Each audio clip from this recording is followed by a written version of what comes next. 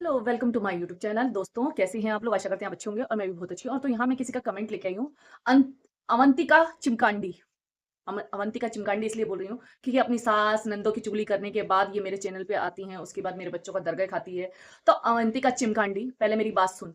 ये जो बच्चा है ना, इसको 9 महीने मैंने पेट में रखा था, दर्द मैंने सहा था। और आज 24-25 साल का भी है ना, मैंने किया था। तो ना मैंने तेरे पति के साथ शादी करी, ना तेरे भाई के साथ शादी करी, ना तेरे ससुर के साथ शादी करी, ना तेरे जेठ के साथ शादी करी, ना तेरे चाचा के साथ शादी करी। तो ये हक वहां जमाना, यहाँ मत जमाना, ठीक है?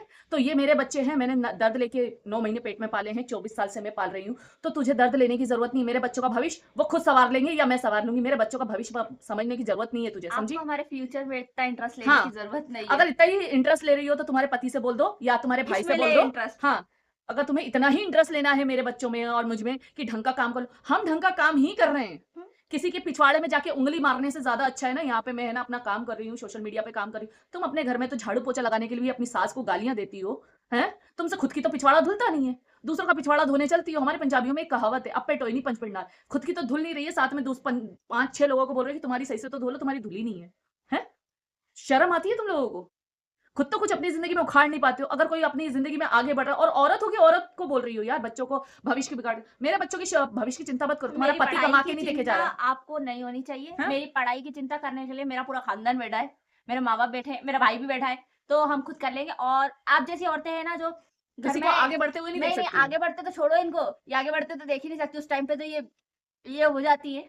उस आप लोग को क्या है ना, आप लोग घर में झाड़ू-पोछा अपने टाइम के हिसाब से लगाते हो। आपको टाइम मैनेजमेंट की बातें पता नहीं होती। घुटनों में जो दिमाग होता है ना, उसको थोड़ा आराम दिया करो। यहाँ पे काम के लिए भी है ना, एक टाइम बनाना पड़ता है, एक टाइम टेबल से चलना पड़ता चलना है। पड़ता अगर है। हम वीडियो बना रहे हैं, पढ़ाई कर रहे हैं, घर सँभाल रहे हैं, खाना बना रहे हैं, यहाँ सब कुछ अगर वेल सेटल्ड दिख रहा है ना, तो हमारे टाइम मैनेजमेंट के कारण दिख रहा है। हमारी एक रूटीन है जिसे हम बिल्कुल टाइम टू टाइम मैनेज करते हैं, उसकी वजह से दिख रहा है। आपकी तरह नहीं, चलो उठे, सुने, मुँह धोया, यूँ चाय पी, यूँ रील चला ली। हैं? 8-9 बजे 10 बजे तक सो के उठती हैं, उसके बाद हाँ, 12-1 बजे तक खाना खाती हैं, ये बनाती रूटीन हैं। है। और 2 बजे 1 बजे तक सो जाती है, फिर 4-5 बजे उठती हैं, फिर उठेंगी, मुँह धोएँगी, चाय पिएँगी, फिर शाम का 7 बजे खाना ठोक के रख देंगी, और 9-10 7 से बजे सो 8 जाएँगी। नहीं, 7 से 8 तो ये सास को ताने देने में लगाएँगे, बुढ़िया हाँ। बेड पे बैठी रहती है, खाना बनाती नहीं, खाती नहीं, हैं?